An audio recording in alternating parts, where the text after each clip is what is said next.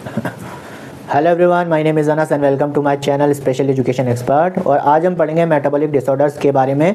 Metabolic disorders भी कहीं ना कहीं रिस्पॉन्सिबल होते हैं बच्चे के आईडी होने का। तो नेक्स्ट वीडियोस में तो हम जानेंगे कि मेटाबॉलिक डिसऑर्डर्स कौन कौन से होते हैं, और आज हम पढ़ेंगे सिर्फ मेटाबॉलिक डिसऑर्डर्स क्या है और इसकी वजह से बच्चा आईडी क्यों होता है।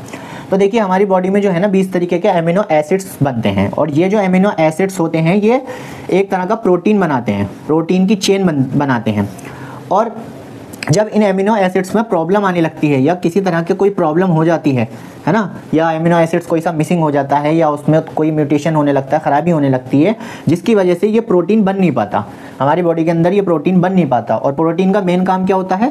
रिपेयर करना, यानी कि बॉडी पार्ट्स को रिपेयर करना जो होता है वो प्रोटीन का काम होता है। मान लीजिए किसी तरह के कोई डैमेज होता है बॉडी के अंदर, तो रिपेयर कौन करता है? प्रोटीन ही करता है कहीं ना कहीं।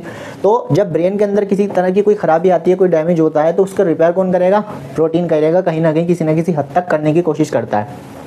तो मान लीजिए अगर एमिनो एसिड्स में प्रॉब्लम होगी तो प्रोटीन जो है वो बन ही नहीं पाएगा, और बनेगा भी तो फॉल्टी बनता है, फॉल्टी प्रोटीन बनता है जो कि किसी काम का होता नहीं है।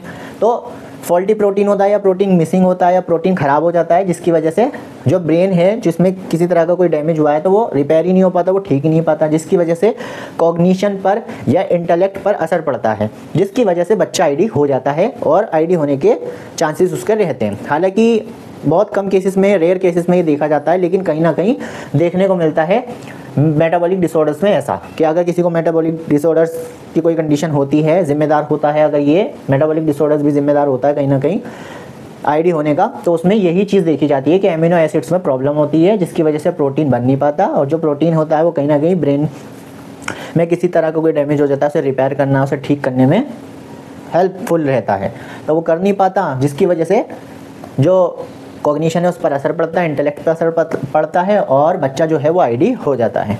तो मेटाबॉलिक डिसऑर्डर्स यही होता है, आपको सिर्फ इतना ही याद रखना है। हम पढ़ेंगे नेक्स्ट वीडियो में मेटाबॉलिक डिसऑर्डर्स जो होते हैं वो कौन कौन से होते हैं, जो कि बुक्स में आपने या कॉलेजेस में, इंस्टीट्यूट में पढ़ा भी होगा, कौन कौन से मेटाबॉलिक डिसऑर्डर्स होते हैं। नेक्स्ट वीडियो में उसके बारे में थोड़ा डिस्कशन करेंगे। यहाँ पर कोई डाउट हो तो कमेंट करके ज़रूर बताइएगा। मिलते हैं नेक्स्ट वीडियो में, जब तक के लिए टेक केयर, गुड बाय।